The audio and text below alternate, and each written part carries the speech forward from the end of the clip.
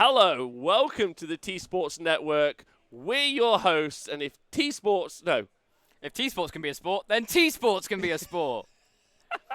Yes. Excellent. I'm Rob, this is Adam. Yes, I am. We're live at the Age of Sigmar Six Nations event, which is an international team tournament, very much like Age of Sigmar Worlds, between Six Nations, England, Scotland, Ireland, or Northern Ireland, Republic of Ireland, Wales, and of course, Sweden, of course. Obviously. So we're live, and we are going to be looking at the games. We have a match. We're going to be covering 4 of the games in that match between England and the Republic of Ireland. The reigning champions versus not the reigning champions. Not quite ever champions. No. Oh. This is the round for the upset. This is the upset of the century. Upset. Upset of the century. The underdogs versus the people. Yeah, this is gonna go really, really well. So thanks for tuning in live. If you're watching this back on YouTube or whatever, then obviously subscribe. If you don't, you're a monster. Right, we're gonna go and look at some of these matches.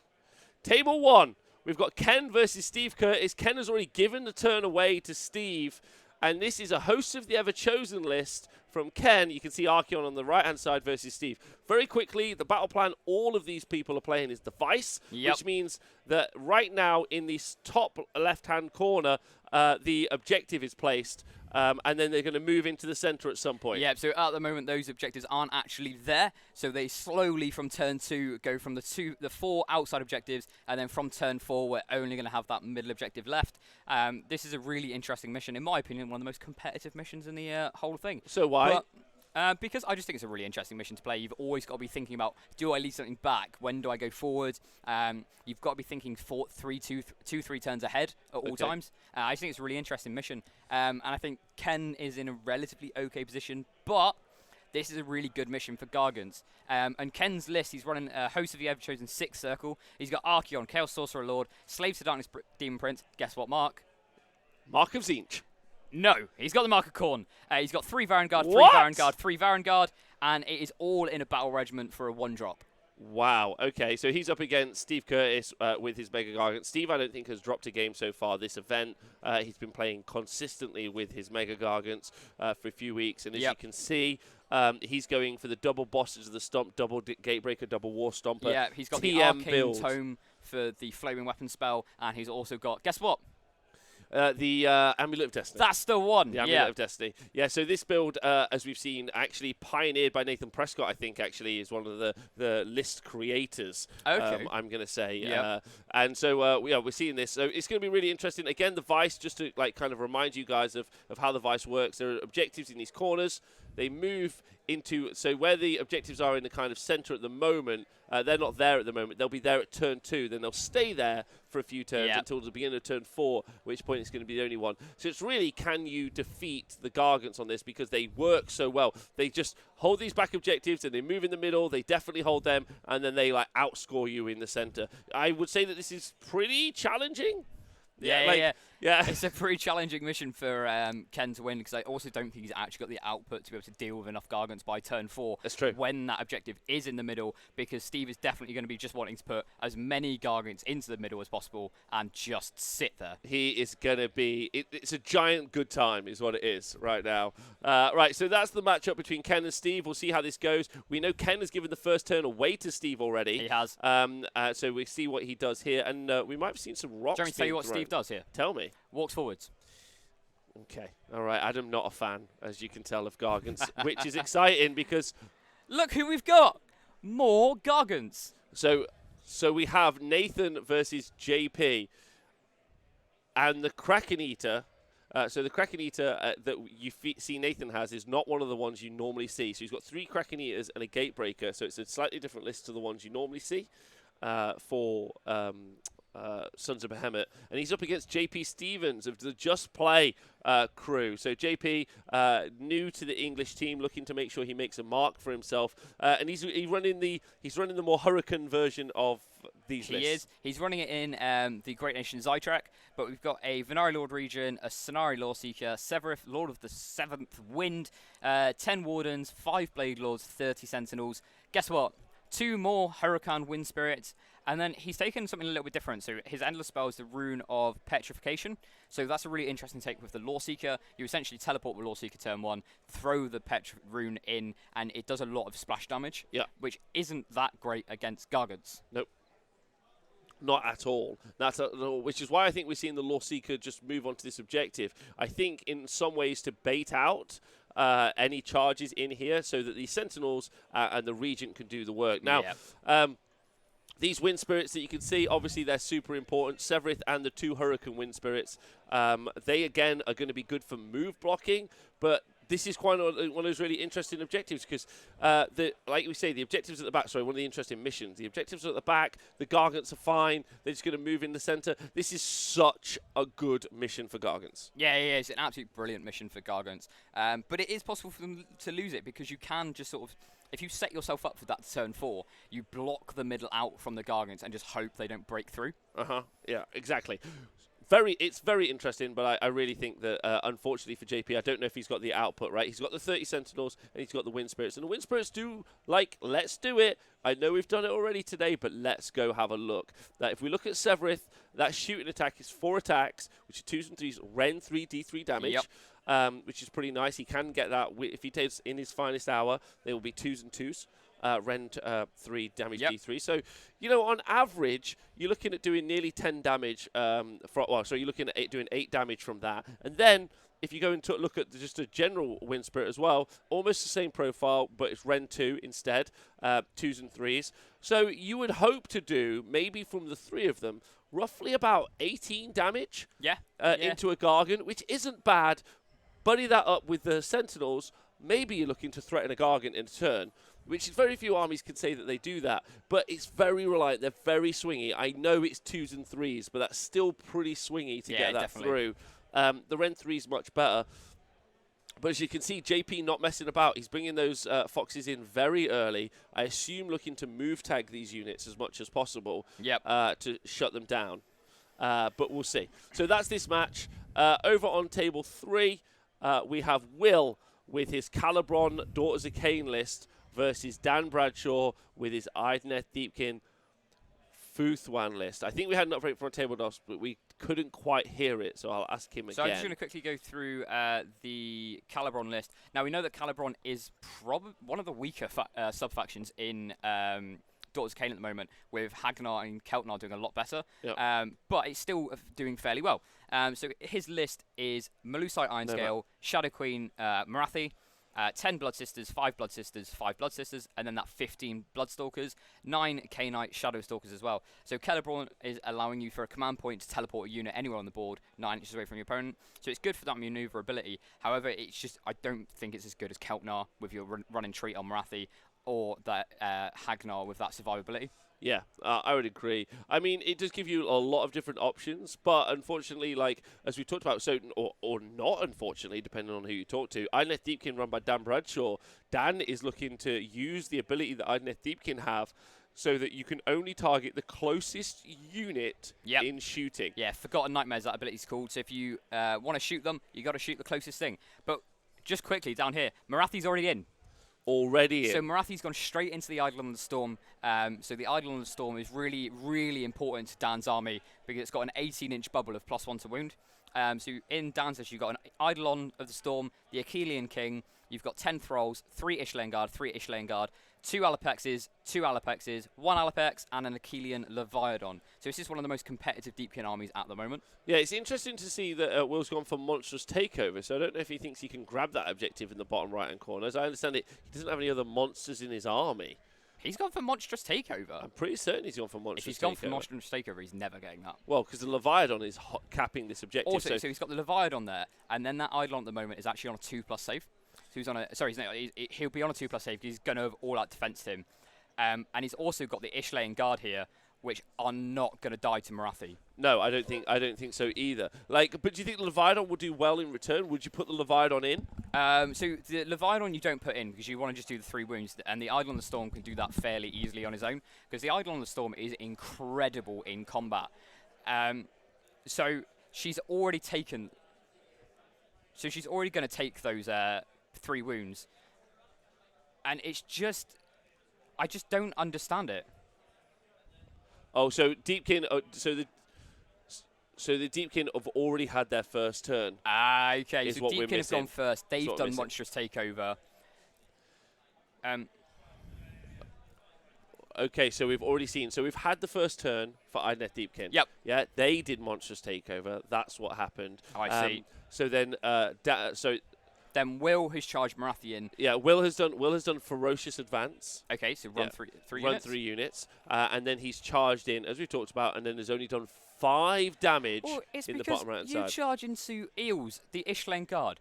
They're on a 3+ save, unrendable. And Marathi relies on that rend. He got Mind Raver off. It puts her on -3 rend. But the Eels do not care. No, they They're don't. never doing anything to Ishlen Guard. Let's go quickly talk about. Oh, there it is. The giant has already gone. Nathan has already lost a Wow. Gargan. So this is what we just heard happened. We saw the Sentinels did 19 mortal wounds. What? 19 mortal wounds. Don't forget the cast Lambent Light. If you're not sure, they do mortal Okay. wounds. They do mortal wounds on 5s to hit. Yep. They get to re-roll it. 19 mortal wounds, which is crazy. That's basically like on a 3-up at that point because it's a 5-up re-rolling. Rerollable. So 19 And you just mortal fish wounds. for those 5-ups. Fish for it, and then only two of the wind spirits in addition shot into Wow. the Gargan, and that Gargan is down. So if he can repeat this every turn, so he needs to kill one next turn, the one the turn after, that'll be great for him at this point. Like he's going to be in a If really he can place. drop another Gargan in his next turn, It's I just think all over. JP just wins. Well, what's crazy is absolutely no retort from Nathan. None of this happened in combat. Look at this. Look at the spacing as well. You're looking at like 36-inch distance, and he was able to absolutely nuke them. And those foxes are going to be making that distance even harder for the Gargants to catch. Yes. Because those foxes are going to be move blocking them, just jumping back every so often, allowing the Sentinels to keep shooting without anything hitting them. So impressive. Right, just quickly on table 1, just to catch you up with what happened there. You see Ken has teleported his unit of Varangard into the bottom left-hand corner using Mask of Darkness, which is a spell available to the Slaves of Darkness, and is charged into the Gargant in the bottom left-hand objective. I think he's done a really good job there. He should be don't forget the Varangard, they can pile in and attack twice. They can. They're very, very good. They're very strong, but they are not as strong, oh dear me, as this monster that we're going to look at here. Archaeon moves 14 inches when he's not wounded. 20 wounds with a 3-up save. Has a 4-up ward. Has a 4-up spell ignore. Flies. Has 2 casts, 2 unbinds. Slayer of Kings, which you can use the Slayer of Kings special ability to make it so that you can auto slay a model. So this is the pinnacle. This is the Lord best of War Scrolls in the game. Yeah, the Lord of the End Times. That is they warned you about, basically. Yeah. And the final table we haven't yet looked at, table 4, just to keep you guys updated, we got John Twomey with his Draco Tail list versus Ricky Me and his host of the Ever-Chosen Sixth Circle. So, some interesting things to talk about here. Ricky's also... So, we've got 2 hosts of the Ever-Chosen from different teams. This is Team England's. Yep. Ricky's for Team England, and John is playing for the Republic of Ireland. Now, Ricky's a little bit concerned about it because of the Draco Tail. Can you talk to me what's in the Draco Tail list, please? Yeah, give me 2 seconds. So the Draco's Tail list has got the Slan. It's got the it's got Slan Star Master, Skink Priest, Saurus Ashlift Bearer, Battle Lines 10 Skinks, and then 5 Saurus Guards to babysit the Slan. And then you've got 2 Salamanders, and guess what? Yeah, Another 2 Salamanders. See? So he's got 8 Salamanders This and a Basilidon. This is the way to play. Yeah. This is an absolutely incredible list because those 8 Salamanders are going to be up in the sky, so in the Slan's mind, and then because of Draco's Tail, they basically get to deploy anywhere wholly within 18 inches of the Slan. But because he's playing obviously a Starborn list, the Slan can make a teleport move anywhere on the board. So you teleport the Slan, then you drop all the Salamanders. So essentially, the Salamanders can go anywhere on the board. Which is crazy. Now, there aren't many things that can take out, as Shelf Loathing is saying in the chat. It feels appropriate that Archaeon Lord of the Apocalypse has won the battles for Armageddon twice. It's suitably terrifying. Listen, if there's anything more terrifying than 8 Salamanders, I don't know what it is. No. Their output, again, let's look at their War Scroll. Just remind ourselves, 4 attacks each. So we're going to be looking at what we looking at 16, 32 shots. Yep. 32 shots coming out of those. Any 6s are D3 mortal wounds. I think that's right. So against Archaeon, you probably don't actually want to get the mortal wounds off because that's when he gets his ward save. And when he rolls, when he saves on his mortal wound ward save, I think he bounces a mortal wound back to you. Yeah. So you actually don't want to be rolling those 6s. You want to just get those regular wounds through. Which is why you see Ricky has defended himself in that bottom right-hand corner so seriously. He's like, cool, I don't want my Varangard involved in this. I don't want any part of this. But there's nothing he can really do. He doesn't have the board presence to screen out. He doesn't have any chaff line units. Yep. He doesn't have any of the other stuff. Yeah, so I'll just quickly run through Ricky's list. He's got Archaeon, the Chaos Lord, Chaos Sorcerer Lord, 3 Varangard, 30 Chaos Marauders, 8 Iron Golems, and 9 Untamed Beasts, and with a Chaos War Shrine. It's all in a battle regiment, so it is a 1-drop. And this is actually Laurie's list that he's been running at a lot of tournaments, and he hasn't dropped a single game with it at tournaments. So Ricky's borrowing this army off of Laurie. So we know it's a really, really good list. And I think it is... Actually, I don't think it's as straightforward as we're thinking, because actually Ricky's list can do a lot of damage into this Seraphon list. Yeah, you're absolutely right. Salamelion, Scaly Boys of the Apocalypse, Lord of the Output, Slayer of literally anything. Amazing. Thanks to DS Knight. Big love to you. Table 1, we're already into turn 2. These Gargant games will be fast. Don't forget. Walk forward, stand still. No. Oh, we're not into turn 2. We're not into turn 2. We've seen the Gargants move. Where it's on table 2 that we're in. No. Just table. All right. So table 1, we are in turn 2, and England, Steve Curtis has won the priority. Brilliant. Puts him in a good spot. Do you think? Yeah, brilliant spot. Because again, because you don't want any of this to start blocking this. So you take the turn, and it means now look how close these Gargants are to that objective, because Steve is already thinking about turn 4, because all he's thinking is, how do I get 4 Gargants onto the middle? That's all I need to do. That's stand and win. All he does, because actually this doesn't have the output to kill a Gargant in a turn, and then he may do enough damage to do a Gargant, but I don't think he's got enough to kill a Gargant. Archaeon actually statistically does like 28 to 26 to 30 wounds. Okay.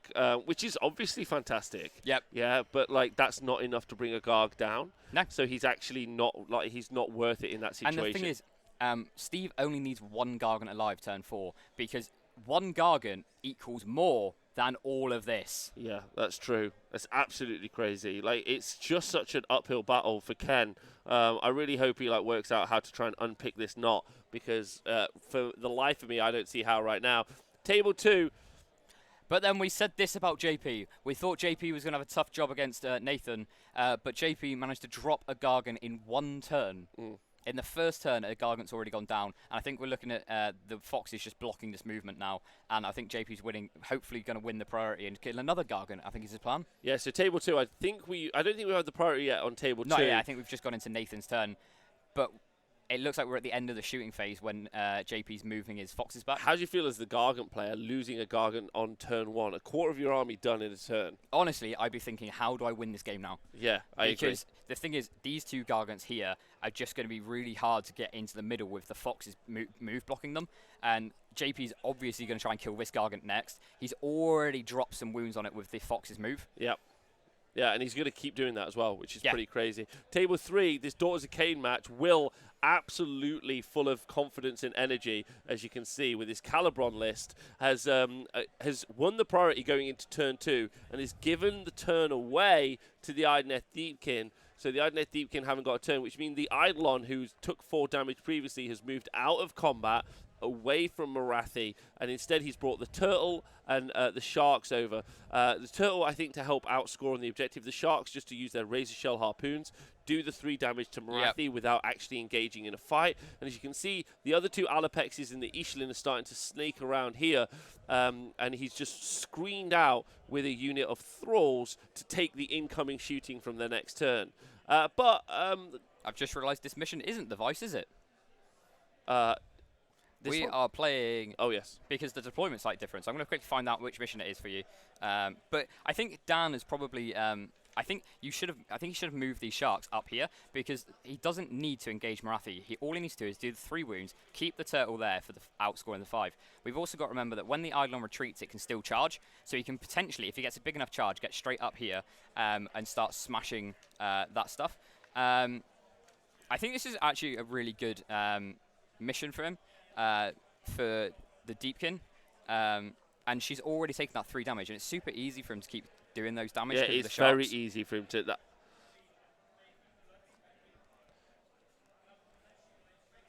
Wow. Okay, so it's so this is power struggle. So Marathi's already taken 9 damage, not 3, 9. And do you know what's going to happen? If What? Marathi charges, Unleash Hell is going to happen. Unleash Hell is going to happen. So Will's in a really tough spot in this particular matchup here because this is a great matchup for Dan. Yeah, Dan's going to be super happy, and he's going to be really happy that he's been able to kind of like avoid the early whittling down damage that the bow snakes have done. Yeah. Massively at the back of the board here, and so he's just going to be able to just bounce around and just start picking targets off. Well, it's really awkward for Will because Dan is, because of this Thralls unit, it's stopping the Bloodstalkers from being able to shoot the Leviathan, the Eidolon, all that. And let's not forget, the Eidolon's also got Cloud of Midnight. Yeah, of course. And so he's going to be able to like do anything. And also he's got retreat and charge on his profile. And every time he charges, he heals D3. Oh, wow. Oh, wow. Okay. So just to catch you up on table 2, after what was a dominant first turn by JP into Nathan's army, he's only gone and won the priority into 2. We're going to see another giant down. We are going to see another Gargant pop off the board, I'm pretty certain. Don't forget, we've got our 2 Gargants here trying to outrange. But here, the other Gargant it's just going to be already wounded. Yeah, already. And we saw one go from full down to nothing. And you're just going to see, you're going to see the Sentinel shoot in. You're going to see Severus pop around. Yeah. Give the Gargant a little pat on the bum. Do D3 mortal wounds. Pop back over. Pop back do it over. Again. Do it again, and then he's going to like we talked about with the profiles of these. Again, we'll just look at the profile one more time. It's an absolutely incredible profile, especially on Severith, because he's 4 attacks, 2's to hit, 3's to wound, rend 3. D3 damage, which is no save on a Gargant. No save. Like, if they all out defense, they'll get a 6-up save, but like that's a CP for something pretty wild ultimately. So, so yeah, like overall just phenomenal. And then if we bother to look at the stats, like they're actually this stats are slightly out of date by a week, but actually the 60% win rate, they're slightly down to a 59% win rate with Legion of the First Prince slightly higher. But yeah, they're in a really dominant position in this match, and actually into Gargants. They actually do really nicely. Gargants being one of the most popular factions that you can see. And they beat them just slightly over half the time, 52% of the time. So you can see in the bottom 52% here, 52% of the time, they win all the time. they win every time. So not a bad matchup, really. Maybe it's battle plan dependent more than it is necessarily matchup dependent. And we can see that Lawseeker going up, probably setting himself up for a Lambent Light next turn. Oh, yes. So there's the Lawseeker right here. Potentially looking, so I think we're about to see the shooting coming now from JP. JP's going to be super happy about this. I know he loves this army and has loved it ever since release. JP's one of my favourite players to watch on stream anyway. Very happy. The way he plays Lumineth is really interesting. Like we saw him at Bloodside with the Foxes, but with the wind charges instead. Yeah. And the way he played the wind charges was just brilliant. And I find the way he plays Lumineth is the most exciting. Really? Yeah, I love the way JP plays Lumineth. I think it was Matt Goldsborough with the Helon. The Helon that ruse. was just hilarious. That's my favourite version I've seen so far. Although actually maybe shout out to Archie now. Archie in the mirror with Techless. Combat Techless. Combat Techless. Combat Techless. Like I've never liked Techless, but Archie somehow made me love him for a game. For one game. And now everyone's going to push him back. Table 4. So we've seen the Basilidon come down. So the Basilidon is also in the mind of the Slan. Okay. So you don't have to bring everything down when you do bring stuff out of the mine. So using the Draco's Tail ability. Yep. And so we've seen him come down, and we saw him shoot into the Marauders. Yep. And shoot out 6 Marauders. So I think just trying to whittle down his ability to hold There's objectives. also a burning head there for reroll ones on him as well. Yeah, I think Ricky's just. If I was Ricky, very much like we saw with the Daughters of Cain last game. Yeah. Yeah, I would just put all of these threats forward.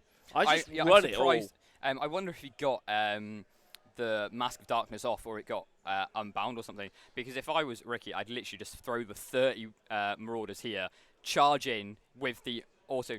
Oh, so we're going into Ricky's first turn right now. No, but that's what I'm saying. I would just go all aggro. If I was Ricky, I'd literally Mask of Darkness, if he gets it off, 30 Marauders here, auto charge that essentially, because, you know, Marauders. And I think you can probably get into this slan if the slan's there. Yeah, the chance of Marauders making a 9-inch charge from a deep strike is actually 98%. Sorry? 98%. So they only have a 2% failure. Yeah. Yeah. If you give them a reroll, their chance of doing it is something like 143% or something wild. Can we just... I mean, they're fine. But 98%. Yeah, it's very effective. It's very effective. You have to roll. I think you have to roll a double 1, or something like that. And then there's a reroll available as well. So that's crazy. Yeah. Or it's like 98% with a Anyway. 98% of the time, they do it all the time. Yeah. So they do make the charge, but I would just put all of the threats forward. Yeah. I think he has to do that because he's not capping this objective yet, so he's going to look to push that unit forward to take this objective. But don't forget, the objective isn't here yet. Great the job. Objectives are still in the corners, so he's capping that objective. So he doesn't really need to worry about this one just yet because it's not there until turn 2. But the thing is, he does need to worry about it because if he doesn't take it, then I wouldn't be surprised if Ricky just teleports a unit here, takes that one, and then goes for the score more. Because this mission, if you get one, this is score a really more, interesting game. Yeah. This is really fun. I like the standoff nature of the Draco's But it's why I love the Vice as a mission. Oh, really? Yeah. I'm coming around to it as an idea. Although, that said, I mean, this is horrific. But then, Gargants are supposed to be good into this matchup. What, into Lumineth? Or into the Vice, right? Yeah, I guess so. I mean, the numbers say that, there's a small percentage difference, but 52% is, there's a positive win difference. This is actually not Nathan's game to win based on the stats from the worldwide stats. But then you look at that, the 48% might be all within the Vice. Yeah, could be. Yeah, absolutely. But here we're about to see. So I don't know how many wounds are in this Gargant at the bottom, the headless Gargant, but I think he's about to take a lot more. Not forget, we're going to fire off these Lumineth first. The Sentinels first. And see how many wounds. I mean, you can just say the Lumineth because they're all just going in. Yeah, 19 mortal wounds last time. Can he do but better that than was that? with Lambent Light. He's not going to have Lambent Light this turn because the Lawseeker wasn't in range. That's true. But the one on the front, so this Gargant. Oh. It's only taken 3 wounds so far. So he's got 32 left. Yeah. You throw the Sentinels in, you're looking at what? 10 mortal wounds? Yeah, it's going to be. That? It's going to that'll put him on 22. The Foxes probably do another, 15 to him? Yeah. And then you hopefully would just maybe bounce over. So you may kill him? I think he's going to be on 5 wounds left. Okay, so he's done 9 mortal wounds so far. I don't think he has Lambent Light for a reroll, or maybe no, he would have been out of range for that this turn. We'll just double check. I don't think he does have it, or no, he's adding some 6s, so he's put it on. He does have Lambent Light on it. Does have Lambent Light on it. So 4, 6, 8, 10, 12, 14, 16 mortal, 17 mortal wounds. Wow. That means he's done 36 mortal wounds at 30 inches in 2 turns. 2 turns. Now, the average wound cap for a unit, for an army in Age of Sigmar, Age of Sigmar 3 is actually slightly lower than what we've seen in Age of Sigmar 2. AOS 2, it was about 120, right? It's about 120 to 140. Yep. And in Age of Sigmar, ignoring the horror spam, although we try not to ignore it, we're actually slightly lower, so it's more 100 to 120. Okay. So the wound cap is slightly lower. It does seem like lower. everyone's going more elite in AOS 3, right? Yeah. So you're looking at basically a third of a pretty standard army from one unit in 2 turns. That's which is pretty crazy. Wild. Yeah, and we haven't yet had Severith strike back either right now. I'd say the Foxes still haven't shot either.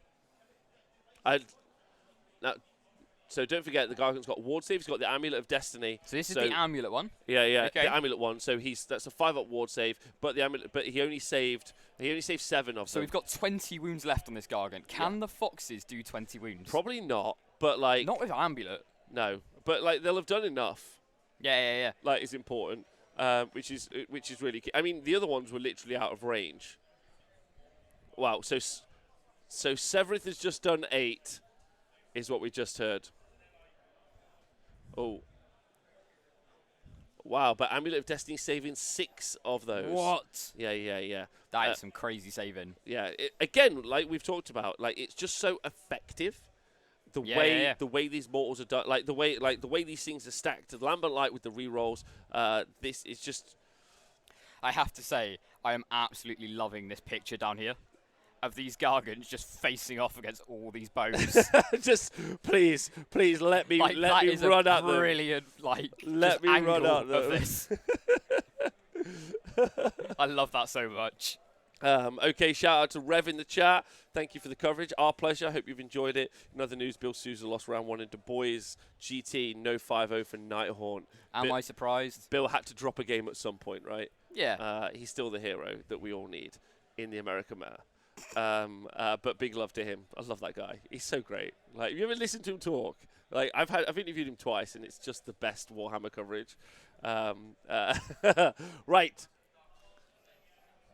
Okay, so big news. Oh no! Well, we're just going to do table 3 really quickly, and just let you know, that the Deepkin have surrounded Morathi here. As you can see, they've pushed forward. Their thralls aren't there at the moment. They've gone. I feel like to they've the been shooting. shot off by the bow snakes. They've been shot off by the bow snakes. So it's not looking great, I would say, right now for Will. And like the Alapex, Dan is like a shark who senses blood. He knows that Will is probably on the back foot now. This very elongated play with Morathi early doors to take out the Cloak of Midnight. Eidolon just didn't work out. Yeah, I have a feeling though that this these Alapexes being positioned here could be a really big mistake. Because it's letting Morathi come in and just do some damage. I think these Alapexes should have gone up here. Yeah, I agree. I don't think he should have. I don't think he even needed to pop in early. I think he could have just pinged away at units, and then the thing is, I don't have it up available to show you, but the Idoneth Deepkin, amazing. The Alapex is 24 inch. Sorry, not 24 inch. Sorry, they move 14 inches. Yep. But their shot is 24 inches shot. Right? So they have an effective range of 38 inches from these Alapexes, which is why you're seeing them be so popular. Yep. Because it's just an amazing amount of output. It's also, it forces Morathi to be aggressive, because if she's not aggressive, she's still going to die turn 2. Yeah, 100%. Yeah. Yeah, probably. Because they can just chip wounds off at such a phenomenal range. And like we talked about... They can do 3 wounds to her. There's like good shooting and great shooting, and actually the quality of the shooting is really questionable in some situations. The key point is range. Yeah, 18 inch range. You're slightly too close to being countercharged. But 24 inches. But 24 inches, and you are safe. It's enough of a bubble that even a 12-inch move unit, which is quite fast, has got a roll of 12-inch to charge you. Yeah. Yeah. Okay, so we just heard Morathi's battle tactic is Monstrous Takeover. No, is that right? No. Monstrous Takeover. So if Morathi wants to achieve a battle tactic, she's going to have to charge. Will playing very aggro this turn. Will playing very confusingly. Aggro, I think. She's got 3 wounds left as well. Yeah. 3 wounds left. So I don't know where she's going to charge in. Is she charging into the Ishlin? It would be really awkward. Because the thing is, if Morathi charges into the Ishlin guard, this Alapex can unleash hell. Right? If she charges... But it's unlike... Oh, wow. She wanted to charge the Ishlin, but the Ishlin redeployed and rolled a 6. So that's made that charge really big. Yeah, that's made it an issue. So maybe looking like it made about an 11-inch charge. Not going to want to go. I don't think we've seen Cloud of Midnight activated yet. So it's going to be interesting to see if he decides to go into. I mean, if it goes into the Eidolon of the Storm here, combat Eidolon, then the Turtle is just going to come over and attack. No, just unleash hell. Yeah, unleash hell. Sorry, that's what I meant. Unleash hell in Will's turn and kill her turn 2 of Will's turn, which would not be what he wants to see. But this table, we heard some really big news. So Ricky went to cast Mask of Darkness to teleport the Marauders probably somewhere along here. And unfortunately for him, it failed to cast. So he's not being able to go as aggro as he probably liked. It looks like he's thinking about it at the moment. But I think you literally just bring all of this forward and just go for the Basilidon, because you might as well kill what's in front of you. Yeah. You also use the Basilidon to move your army. So you move the Marauders up here, charge the Marauders, and at least you stuff it like closer to the Seraphon then. It'd be interesting to see how likely it is for Ricky to play mega aggro here. I think the fact that he didn't cast Mask of Darkness shows us that he was trying to put like a lot of pressure on early. Yeah. But I think I would try and just like push. So the Seraphon are going to drop anywhere, right? Yeah. I mean, I was going to say. I think you just rush. You just rush. I think, like, so what has he got up here? Like, I would have liked to have seen maybe. It looks like the 8 Iron Golems. Yeah, I would have liked to have seen him maybe try to create like a line like this that he just pushes forward. Now I know at any point those salamanders can come behind, but at some point you want to try and push this line and keep them in that area. Yeah. But you're saying, like, obviously the salamanders could deploy here, but you know they could deploy here, and either way they're just as dangerous. Yeah. All right, so table 2, JP hasn't killed this Gargant at the bottom, as we know. He did fight, also charge in with Severith and do some attacks. The Gargant has got 40 wounds because of the command trait, because of course it's take a tribe. So he's still got 17 left. Okay. So he's looking like he's in he's not in a great spot, but like I think JP's gonna be happy though to get an Amulet of Destiny Gargant down to 17. Now he will probably be going back up to 19 or 20 this turn, because he's probably gonna heroic recovery him, and those couple of wounds are gonna be clutch for him. But again, look at the move blocking done here. Like Yeah. making it so he can't move forward is like such a clutch play.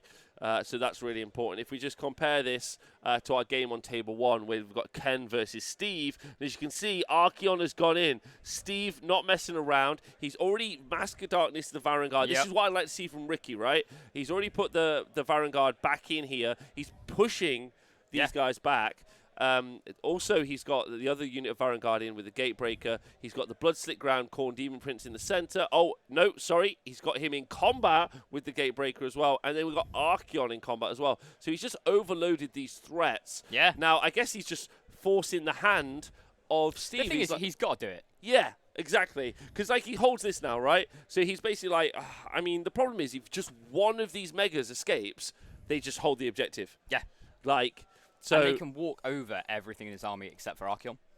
Now, don't forget, because he's 6th circle, so when you choose Host of the Everchosen, 6th circle means that when you charge, you get to add +1 to your damage, which is pretty important. And if Archaeon is on the board, you get to add +1 to hit.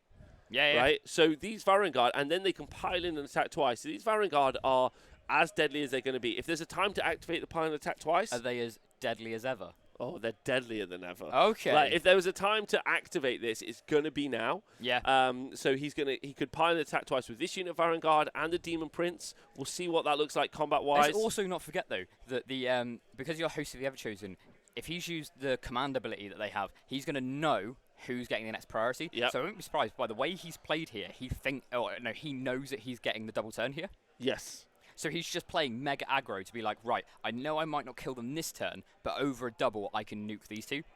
Yeah. I mean, taking 2 out would be game-changing. He's got the other unit of Varangard to come in, trade places, charge in, and again pile in and attack twice. That, depending on... we'll try and find out from our table boss what the weapon loadout is. I do wonder if 6th circle players go for the lances over going for the enscrolled weapons. No, you always go for the ensorcelled weapons. I would say so, because you obviously get the 6 attacks with the extra damage. Yeah, you do get 6, but you also get the additional rend, and you go up because on the charge you're impaling. So your impaling strikes are damage 1, unless you charge in which is damage 2. 6th circle becomes damage 3. Yeah, right? but then with an additional rend. The thing with the ensorcelled weapons is it's only got rend 1. So do I want to charge, which I do, and then I basically pile and attack twice with rend 2 damage 3? It's pretty impressive profile. I think the ensorcelled weapons are just better, like, overall, as you sort of keep going. So I do think the ensorcelled weapon is the right Cool. We'll find out from our table boss what because when you do use War Scroll Builder, shout out to Tony P, best man ever. Yep. When you do use War Scroll Builder, it doesn't actually make you pick your weapons on that, so most of the outputs don't generally tend to show it. So it'll be interesting to find out on table 1 what the Varangard are equipped with as weapons. We'll see. Also, all spears all the time. Told you. So looking at Ren 2 damage 3 on that Varangard unit at the minute. Ren 2 damage 3, which is pretty huge, especially because it keys in so nicely with the pilot attack twice. Because they're still gonna amazing because they're gonna have counters charges. Also, he's gonna be rerolling once to hit. This is Ken. He's also gonna be rerolling once to hit because he's Mark of Khorne. Yeah. So you've also got to think about it. Like again, if he knows he's getting this turn, he can, like I said, just do a lot of damage this turn, go twice. If he knows he's getting the double, he's going to be attacking again, and he can bring this unit in here. So if Ken's getting the next turn, we could see 2 Gargants go down. Yeah, you really could. Right, so we're just hearing over on table 3, we've just seen that a couple of changes to the board state. Calibron and Will use the command ability that you get for being Calibron to teleport a unit. So we teleported this unit. Blood Sisters down here, and I think we've seen them do a charge. Yep. Basically, we've seen this other unit of Blood Sisters pilot an attack here into this Alapex, and again Marathi has charged in to the Eidolon of the Storm. And the Eidolon of the Storm, I don't know if he's activated the Cloud of Midnight yet. I don't know if he's... So he activated on the first turn. So, honestly, not a... But the thing is, the Marathi's not going to have Mind Razor this turn. And actually, with only Ren 2, it's going to be putting that Eidolon on a... Marathi... Oh, died to the Unleash Hell. Yeah. You got to risk it, though. He had to, because the thing is, he had Monstrous Takeover as his battle tactic, and so he had to come into this objective. I think, I'll be honest, I don't think Marathi was played well this game, going into the Deepkin, just because of how the nature of Deepkin. I think you should have just kept Marathi back and just going for it. But this move here is quite interesting because the Blood Sisters, they've got the Mortal Wounds on 6s, or on 4+, sorry. And that's the only thing, realistically, that's going to kill these Ishlaen Guard. Because those Ishlaen Guard, when they charge, they're on 2+ save, ignoring Rend. So table 2, Nathan desperate to get a priority roll. As you can see, he's moved out. He's taken this Gargant, moved him up here. This is the very wounded one. 17 wounds left, but the Amulet of Destiny. He's brought his other Gargant over, and this other Gargant into the center. Has won the priority going into turn 3. So these objectives currently are active on the board. Yeah, it's moved into turn 3. He's going to be next turn. Next turn. I mean, he's in a nice spot here. Like, he can, if you want to, push into the center. But the problem is he's not going to be able to get at these foxes. He can throw rocks at them, which is quite good for trying to deal with them. And he can start pushing bodies on this objective. I would just be running these guys straight at to try and push over. Yeah, definitely. Right, table 4. Just to catch you up, to keep you updated. Let's look how Ricky has unpacked his army. He's moved the Varangard up in a very defensive fashion. He's moved his Marauders up. The War Shrine's coming up there as well. So he's in an okay place. Has he got Be'lakor on his list in addition? No. So there's no Be'lakor. So he's played pretty defensively. However, we've heard the priority roll has gone to John and the Republic of Ireland. So hit that Draco's Tail. So those 9 Salamanders we haven't seen on the board yet are still waiting to drop. He's also got the Basilidon with the solar engine. And again, let's just take a moment to look at the Basilidon with the solar engine because it's a pretty cool profile. 24-inch range, hits on a 4, which some people think makes it rubbish. Yep. But you can just +1 to hit it. Yeah. You can all-out attack. So it's 3s and 3s, rend 1, damage 2. That becomes damage 3 if you're shooting into a Demon of Tzeentch, which Archaeon is. Probably a bad decision to go after Archaeon, but you can still do it. Why not, right? Yeah, why not? So this is pretty interesting. Also, just to kind of keep you updated on table 1, I was a little bit wrong about the profile. It's +1 to wound, not +1 damage. Okay. But they are flat damage 2. So the Fell Spears are already damage 2. On the charge, they're damage 3. Yeah. And then they get +1 to wound, and they also get an additional rend when they charge. I think it's going to be really interesting to know who's getting this priority. I'm sure Ken already knows because of the host of the Ever-Chosen command ability.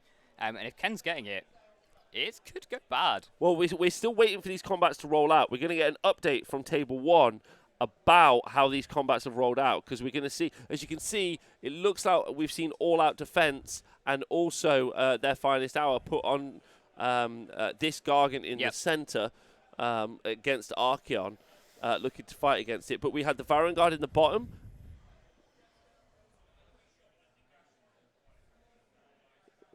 Okay, so we've seen a Varangard killed at the bottom here. And the other Varangard has got 1 wound left. So those 3 Varangard, we'll see how many wounds they did, but they might not have traded that well. But quite a nice thing that I think Ken has done here. The one in the center. So we've heard that the one into Archaeon has taken 31. Oh no, the one in the corner. Wait, what? The one in the corner. I told you, this is great output. Yeah. 31 wounds taken on that bottom Gargant. This is what I'm trying to say. Damage 3. Let's talk about let's talk about the 3 Varangard, right? So the Fell Spears, 3 attacks apiece. Now they've got Archaeon in the list, so they hit it on 2s. Yep. Right? They're in Mark of Khorne, so 2s re-roll in 1s. Yep. Now they wound on 4s, but when they charge, it becomes 3s. And then it's Rend 2 on the charge, damage 3, and then he's got 3 attacks per 1, so that's 9 attacks at damage 3. Yep. And then they pile in attack 18 attacks at damage 3 when they pile in. That's mental. Like, it's good, really right? Good output. Like, and also, he is. I'm just checking if he's also got a Triumph. So no Triumph, unfortunately, because that would make it 2s to wound as well. So he'd be 2s re-rolling 1s, 2s. Right, so we're over onto table 3, and these, the 10 Blood Sisters. Yeah, the Blood Sisters have charged into the Ishlen Guard, which is never going to go well for anybody. Talk to me about Ishlen Guard. Why are they so tanky? So Ishlen Guard, they sit on a 4+ save, right? Okay. But they ignore all rend. But it's not like your generic ignore rend. It's you can get pluses, you just can't have minuses.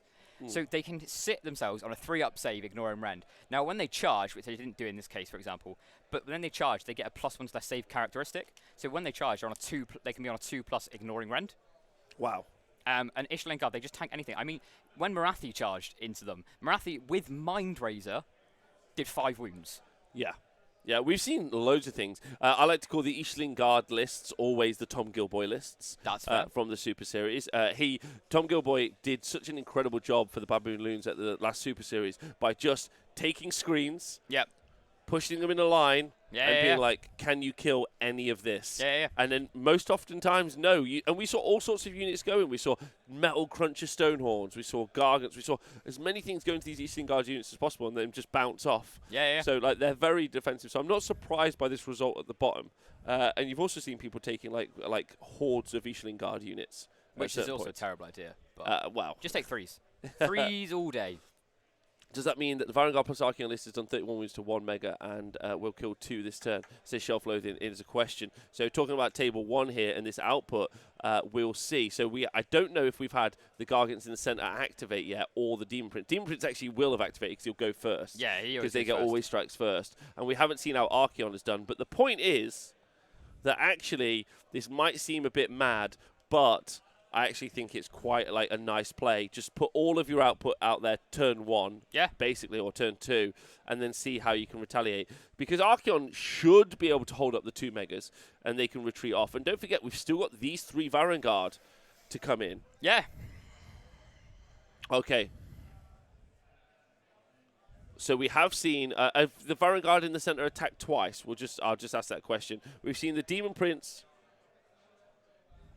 Okay. So they've activated twice. All right. So we've heard that the Varangard unit here and the Demon Prince have activated, and the Varangard unit, as far as we're aware, have activated twice. And then they've got 19 wounds left on the center Gargant. So 90.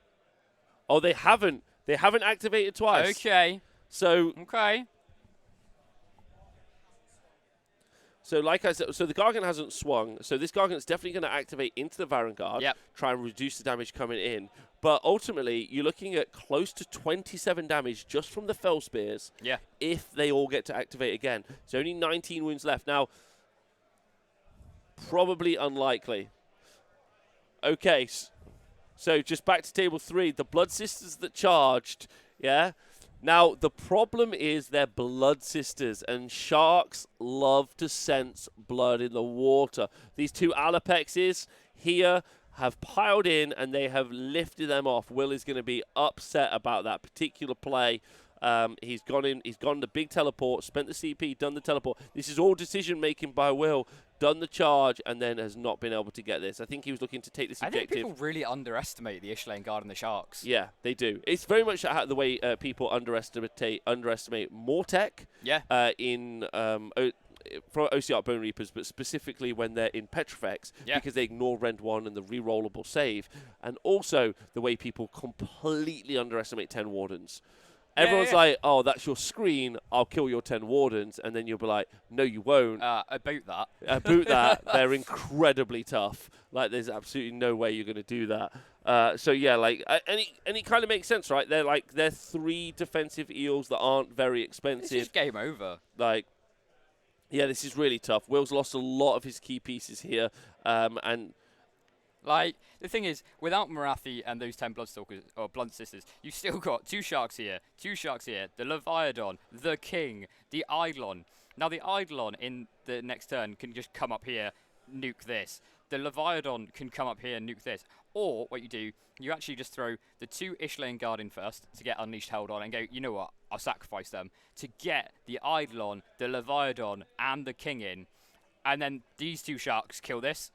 So, and we've just heard, oh, amazing. So the Deepkin have just won the priority, and I genuinely think this is just going to be game now, because these Ishlane come here, these Sharks go here, this goes here, this goes here, this goes here, and this goes here. What's really nice for Dan in this particular game is that, of course, it feels like Will has just fed him everything he needed. Yeah. And people do this against Deepkin. They feed them stuff, and they're like, all right, come at me.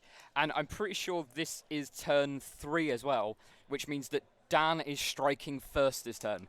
So he's striking first, the whole army strikes first, and the King is going to be doing the other stuff. So he's going to be doing the his command ability to give 1 unit extra attack. You put that on the Eidolon, and it's just going to smash face. Well, so, like, talking about smashing face, what wasn't able to do, this Gatebreaker in the center, as you know, Ren 3, Varangard got 3 up save. Yeah, they do. So damage 3 coming in from that Gatebreaker should do some pretty solid work. But in a clutch moment, Ken has rolled 2 6s on his armor save on this unit of Varangard, meaning he's avoided 6 damage, which means he's avoided losing one of those Varangard, which means he's going to get to pile in right now. Attack again.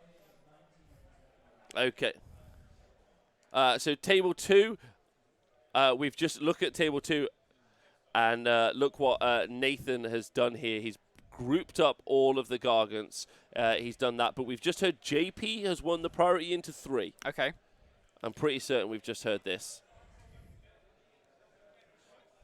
Oh, so JP's taking his turn in 3. This is the bottom of 3. Yep. This is what Nathan has unpacked his army like this, moved them into the center. So JP has got his turn. Don't forget, there's 1 Gargant with 19 wounds left with the Amulet of Destiny.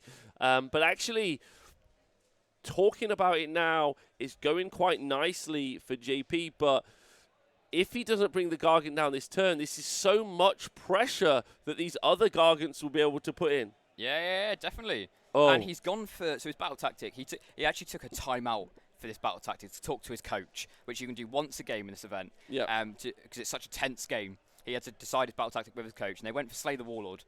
Now, Slay the Warlord is probably a good shout here, because it's the one with the 19 wounds. So to start with, he's tried to cast Lambent Light, because, you know, that's the clutch spell here, right? Of course. But unfortunately, he's actually failed it. Yeah, that's massive. And I think that might fail his battle tactic. That's really, really huge. I mean, he's still got all 3 foxes. He does. He's got all 3 foxes, and but you're right. Maybe that means he's going to fail it because he's got to do those 19 wounds against the Amulet of Destiny, which means effectively he has to do 40 damage. Yeah. Which is quite a lot. Now, skipping through the armor save is quite nice because Nathan's obviously going to all-out defense to try and ignore the Rend. The Wind Spirits have got Rend 2, Severus got Rend 3, so he's going to try and ignore as much of that as he can. But whether or not we actually see it go down is pretty key. And don't forget, these 4 matches that we're covering are part of... There's been some exciting games. These 4 matches are part of an ongoing match. So Team England, who are currently playing against Team Ireland, are one of the 2 teams who have what we call a capped score. So round 1, they scored the maximum amount of points possible. Yep. Wales also scored the maximum amount of points possible. So did Northern Ireland in round 1. Northern Ireland actually dropped 2 Well, points. no, so that's in round 1. Sorry. In round 2, England and Wales also capped again. However, Northern Ireland, you're right, dropped 3 points. Yeah. So they dropped 3 points. So we currently have Wales and Northern Ireland playing. Which is probably the biggest game of the round. Yeah, so there's a very important match happening. So Scotland are also playing Sweden, which is also really, really good as well. Yep. But we're still waiting to see. The 2 contenders are playing each other now. So that's Wales and Northern Ireland, with England playing against Northern Ireland and Wales tomorrow. So that's big day tomorrow. Big day tomorrow to kind of see what the resolution is going to be for that. Mr. Sinky saying, let's go Scotland. We will try and get you some updates from those. Awkward. They're doing fine. Ooh, They're doing fine. Sorry about that. Now, just to let you know, those Varangard in the bottom left-hand corner, in the centre, engaged where the Demon Prince is engaged. They activated again, like we talked about, and they've taken the Gargan down to 3 wounds left. Oh, he's going to be gutted about that, isn't he? That's not bad, though. Again, I think the thing is... This Gargan's got 4 wounds left. This one's got 3 wounds left. You can do that. Again, if Ken knows he's got this turn coming, because Host the Everchosen, you know who's getting priority. Yep. If he knows he's getting... Okay. Oh, here we go. The reveal. He's got it! He knew. Yes.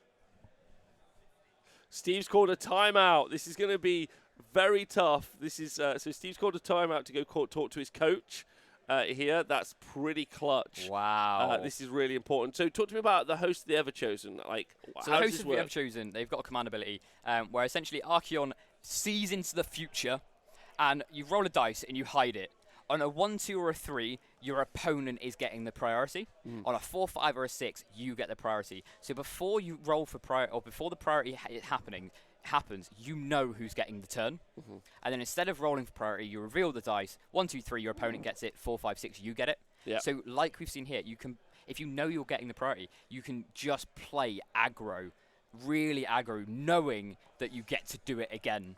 Especially if you roll armor saves like Ken does, he's going to be super happy with that. Because yes, so these aren't going to be as good on the charge now. Those lances, their profile is going to change slightly. It's 2s re-rolling 1 still, but it's now wounded on a 4. It's only rem 1. It's only damage 2. But like we've said, he's only got to do 3 damage here. And 4 damage here. There. That takes him out. We don't know how this Gargan in the center is doing. Or it looks like Archaeon's taken 3 wounds. So this trade's going okay at the top with the other unit of Varangard to come in. They've still got their activate twice ability. What do we think? 3 Gargants this turn? We might see 3 Gargants go down in a turn, which is genuinely really exciting. Really like where Varangard are at the minute in the game. Yeah. They're in a really nice spot. That pilot activate once per game feels a lot better than the shoot twice that we're seeing from Daughters of Cain at the moment. It feels definitely. quite nice. So table 3. The Archaeon King has just done an 11-inch charge. So this is here. He's moved here, and then he's charged here to get into the Blood Sisters. And unfortunately for Will, this looks like it's all over. Yeah, because this is turn 3. And in turn 3, Deepkin strike first everywhere. So all of these combats are going to be going Deepkin's way first. Unbelievable. And turn 3, they just nuke armies. Yeah, absolutely unbelievable. Maxwell, big love to you in the chat. And of course, Thy Will Be Done from Archaeon is also an important point to fight on death, isn't it? Fight on death is also pretty key if you do Thy Will Be Done on a unit as well. So really nice to see that Slaves to Darkness list happening on table 1. Table 4, let's just get caught up here and see how Ricky's unpacked. And also let's see what John is doing with these salamanders. Have we started to? Is this salamanders actually deployed? Have we seen them drop down? Oh, it looks like it. It does look like it. We'll see. We've got 2 here. Oh, these are Saurus Knights, I think. Oh, those are those. Those are the Saurus Knights. Are they? Yeah, I think so. Why is there 2? Oh, are they? No, they're salamanders. No, this is a different list. Yeah, this is two salamanders. Yeah. So salamanders here. I'm thinking of another list. That's fine. Don't worry about it. So it looks like what he's looking to do is just cap this objective. So instead of coming, so it looks like John's playing pretty conservatively. You got 2 options here. You drop the bomb. Yeah. You just be like a bomber. Yeah, and you just absolutely cruise missile this. You drop down all 8 of your salamanders, and you just load in here, with all the shots into Archaeon. Wonder if you can take them off. Maybe the Varangard come and attack you. It's all over, right? But the follow-up is, and I think probably a smarter play by John, is he's like, cool, I'm just going to come here, shoot those off. I've grabbed this objective now. This is mine. He's dropped another 2 here. He's going to shoot into those marauders, I'm pretty certain. Be like, I'm going to make it so it's harder for you to score bodies on the board. Right? I drop you off the objective. The Basilidon still got some options here as well to shoot into Archaeon, shoot into these, or maybe even shoot into the War Shrine, try and lift that as well. That War Shrine going away makes Archaeon do a lot less work. Is John just overthinking this, though? Is he just overthinking this, though? Like, actually, just drop it all. Nuke Archaeon, win the game. I don't see why you wouldn't just do that. I think we might be overthinking this here. What do you mean? So, by doing this sort of play, it's cute, right? I think it's right. I think it's smarter. But I just think you just drop down and win the game now.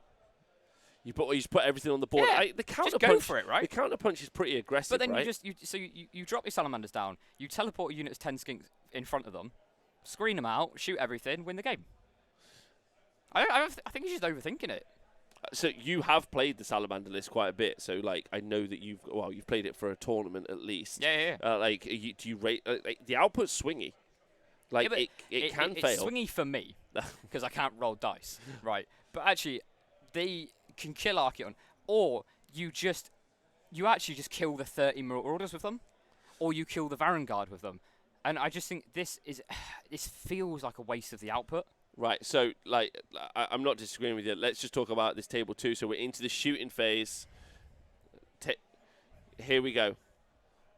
So we've seen these 30 Sentinels are just shot. Now, without Lambent Light, they didn't do the 19 or 17 mortal wounds they did previously, but they've done 10 mortal wounds. So about average, right? Yeah, about average. It should be right, a third of the shots. But then he has got a 5-up save. Yeah. Oh, that doesn't look good. 1 save out of all those 10, so 9 mortal wounds go through. 9 mortal wounds, which means he's only got 10 wounds left. No, so he's got 9 wounds left. Those 3 foxes can do those 9 wounds. Yeah, those 3 foxes can do those 9 wounds, and he's going to need to do it as well because he's chosen Slay the Warlord, which is that model in the middle. Doable. So it's going to be very important for him to try and achieve. He's even brought the Law Seeker and the... Wow, the Law Seeker's also done the Law Seeker's shot with his little staff. Yeah, the Law Seeker. Let's talk about the Law Seeker. Law Seeker's got a little shooting attack, cheeky. The Eclipsean staff. You say a little shooting attack. Well, it's not bad, actually. I mean, I wouldn't mind that on a War Machine, personally. 2 attacks at 12-inch range, 3/3, Ren 2, D3 damage. Why is it Ren 2? Why is it D3 damage? It's a great question. I'm not sure. Because it's a staff. It's a staff. The Eclipse. Oh, yeah, sorry. Come on. Sorry. That's Does it pierce the sand, though? I like how much narrative you've learned about Age of Sigmar today. I am a genius now. I should be doing the lore videos for Warhammer Plus. Oh, you should, because they're great. Okay. So the 2 foxes have shot, so the 2 wind spirits have shot for a total of 11 damage. He's got 9 wounds left. Here we go. 8 wounds. So no, he's got 9 wounds left. He's got less than that 6 now. wounds left. 6 wounds left now, so he's the 5-ups. 2, 4, 6. Can the Amulet of Destiny come in clutch? 4, 5, 6 wounds. That one, and he's gone. There he goes. Boom. JP has achieved Slay the Warlord there. And gets a monster, so that's 3 VPs. That's 3 points. That's pretty key.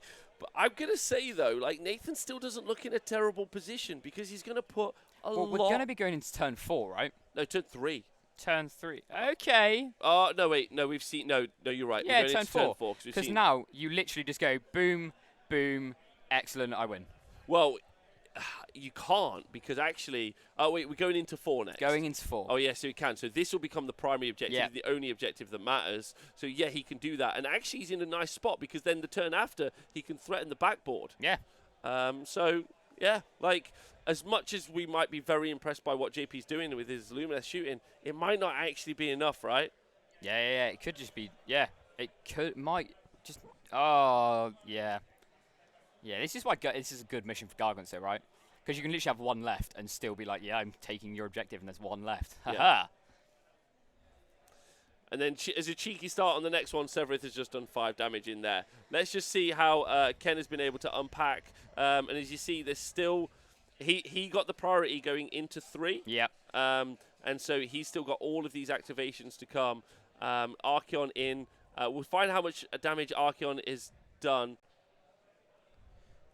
Okay, so table 3, we've just had it called. The Deepkin and Dan on his, I think on his 2nd win of the day, has taken out that. So England have got themselves a win. And then, as you can see, the points difference is pretty massive. So that's 20 points, which England want those points. More than wins. Definitely. Wins are 15. They want 20s. They want those additional points so they can cap the round. So that's going to be pretty important to them. So they're going to be really happy about that. Yeah, really, really happy. I think this is a really good matchup for Dan, and especially you can see it. Like he's gone into turn 3 and tabled a Daughters Khaine army. Yeah, like it's impressive, right? Yeah, that's great news. Like he's super happy about that. So that's not a bad shout at all by Dan, and he should be really happy. So congratulations on that. I don't know if we've got any updates from the rest of the event at the moment going into round 3, but I will see if we've got any in. It doesn't look like there are any come in at the moment. Like this might be our first result in. We haven't got any other results. So don't forget, Wales are playing Northern Ireland, and that's a big matchup. That's the who's who of the contenders to take out. England versus Ireland. Ireland looking for the big upset to bring down England, the hot favourites to win the event. And then Sweden. Oh, we do have one JP Gannis with his Gargants actually taking a loss. A big loss as well. Yeah, big loss. That was Dennis, who we saw last round with his Lumineth, lose to Archie. But like probably playing almost an identical match to the match we're seeing on table 2, which is Dennis versus, which is JP versus Nathan. Yeah. Oh, wow. So priority going into going into turn 4 on table 2, this match that we're looking at right now, and JP has won the priority. Yeah, JP. that's going to be really good for him. This Gargant looks wounded down here, so I think he's just going to put everything into this, hope he kills this one, and then hopefully in turn 5 he kills the last one. Yes. Bring down one more? Yeah. Yeah, and then he's just going to have to actually screen and move block. He's not going to be able to move at all. No. Like, he's going to have to push. He's going to have to push Severith. Has he lost a Wind Spirit? He's going to have to basically screen out here with all of his models.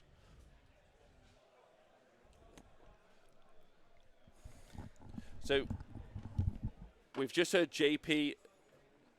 JP has gone for broken ranks, and of course, don't forget those Mega Gargants that you can see are, of course, battle line in this army. So they're in a really good spot.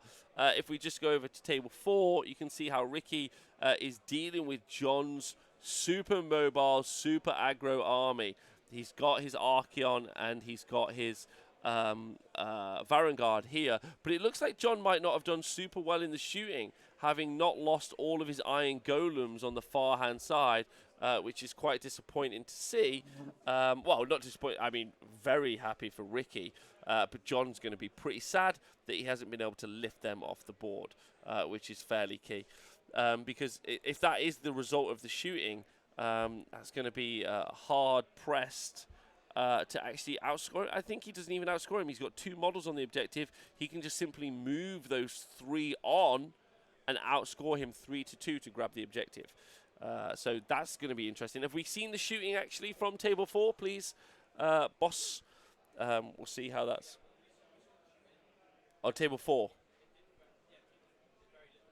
Oh, wow. So it did very little. And now we're in Slaves to Darkness turn. Okay, so Ricky's really needs to take advantage of this situation. He needs to move those Varangard up. He needs to grab these, and he needs to try and get those charge off on the Salamanders and kill them if he can. Yeah, so he killed 4 Marauders as well. So that's not quite enough, actually, which is quite sad. But we'll see. We'll see. Maybe we can find out. JP, who only turned 2. JP over there we might be able to find out, get a quick interview with JP from Team Scotland and find out how he found his game with Gargants right now. Because I think that's genuinely a very interesting kind of conversation. It'd be nice to definitely. Nice to hear from JP, the guy that does Listbot for Team Scotland, to see what he thinks of this particular. Perfect. Okay, so we're going to be going live to him now and seeing exactly what he thinks of playing Gargants in this mission. So you've just come off playing against Team Sweden. How did you find that? How did you find that with your Gargants? Well, I had a very lovely opponent. I think that's the most important thing. The game was over very quickly. I was up against Foxes, already good at blocking movement, and the impassable terrain was set up on the table so that I couldn't physically charge my Gargants into his army because the gaps were too small. So got to turn 3, I'd sort of run my Gargants over the terrain, try and get priority, lost priority, all the Gargants are dead. Wow, sounds absolutely brutal. I mean, of the 3 games, do you think that was probably the most brutal for you today? Yeah, that's the most brutal game I've ever played of AOS, yeah. Again, they're a totally lovely opponent. Like, I wouldn't begrudge it. I'd happily play it again. But, yeah, I've never been taken apart like that before. It was exciting. Awesome. So is this your first Age of Sigmar Six Nations? No, this is my 3rd one. 3rd. So how are you finding this year's event? Are you enjoying the setting? Obviously, we're in a new place. We're in Firestorm Games in Cardiff. How are you finding it? Yeah, absolutely love it. I think every Six Nations has like jumped up to like cooler, more hype, bigger venues. Like I think the teams are all getting better every year. I think this is super cool. I think this is the best Six Nations ever, and I think it's an awesome atmosphere. I've had 3 great opponents. So yeah, absolutely. So tell me more. So you played. Am I right in thinking you've played Sweden, England, and Wales, which was the first game on our stream. So tomorrow you've got both the island teams. Excellent, good stuff. Which one are you looking to forward to one more than the other, or? I mean, they're both just free wins, so there's no. Free wins. Big talk there. We're recording this, so Team Ireland, you want to, watch this back because 2 free wins is what we're quoting here from Team Scotland. That's big talk. So. Again, how are you finding the venue? Are you enjoying the venue here? Yeah, it's absolutely, it's a huge open space. It's cool, the streaming setup, there's so much room, there's the high ceilings, the food was good. It's just a big open atmosphere, which feels good when you got so many people. It avoids a little bit of the hot sweatiness of gamer life. So yeah, it's a really cool venue. Excellent. Well, JP, thanks very much for your time. Have a great event. Yeah, cheers. Amazing. Great work there from our table boss. Thank you so much. Right, live back to these games. And a quick roundup of what we've seen happen so far. Pretty exciting game between Steve Curtis and JP. Sorry, not JP, and Ken. Ken playing a very aggro. And look, there's a Gargant down. There is a Gargant down. The one that was in front of the Khorne Demon Prince and those Varangard. He was only on 3 wounds previously, and he was the one selected for Bring It Down. He's died, which means Ken's got his battle tactic. So in the first turn, we saw Steve move up fairly aggressively into the kind of mid-board, as you would expect, not forgetting he needs to hold those back objectives. Yep. Moved up, and then we saw Ken play mega aggro. Archaeon and the Varangard charging. We saw Archaeon over here into the 2. We saw, by the way, turn 1, we saw an aggro teleport, Mask of Darkness. We saw the Varangard charge in here. And I think, very much like Adam talked about before, the reason we saw that aggressive play from Ken is because of the ability that you have being host of the Everchosen. He knew he was going to get the double turn. He did, yeah. So he went in super hard, but he did amazing work. The Varangard at the bottom that got teleported in, because of those lances and the ability to pilot and activate twice, they did 31 damage on the charge there. They did 32 damage on the charge into the Gargant here, and then on the priority, and then Archaeon did some damage into these Gargants. On the priority, we've seen this Gargant in the center lifted, this Gargant at the bottom only with 4 wounds left, doesn't want to play, and then the other 2 big boys playing around with Drogar, Archaeon's big dragon. Yeah, I think Archaeon's in a fairly happy position there, because I don't think those Gargants can really do a lot into Archaeon. Because, I mean, he's sat on a 3+ save, right? So he's going to be on a 2+ ignore and 1 rend most of the time. Yeah. Because he's just going to be casting, Mystic Shield on himself, right? And let's not forget, we've still got 3 Varangard here that haven't activated their activated piling attack twice. Or they haven't even charged. Exactly. And this Gargant here is kind of out of the game at the moment, so he's going to have to come up here, and if he goes up here, he's only on 4 wounds. The Demon Prince can potentially pile in, and he goes first when he attacks. Yeah, and Archaeon, as we've just heard, is using his Finest Hour. Finest Hour, thank you. And All-Out Defense, so he's, like I said... And Mystic Shield. And Mystic Shield, so he's 2+, ignoring 2 rend. Yeah. So there's basically no rend. So both of these two giants have attacked, and they've done no damage. He's basically ignored it and tanked it on a 2-up armor save. Archaeon just showing how good he is. Table 2, we had a pretty fantastic first turn from JP, taking the entire Mega Gargant off in a turn, doing 19 mortal wounds from Sentinels at 36 inches, super fine.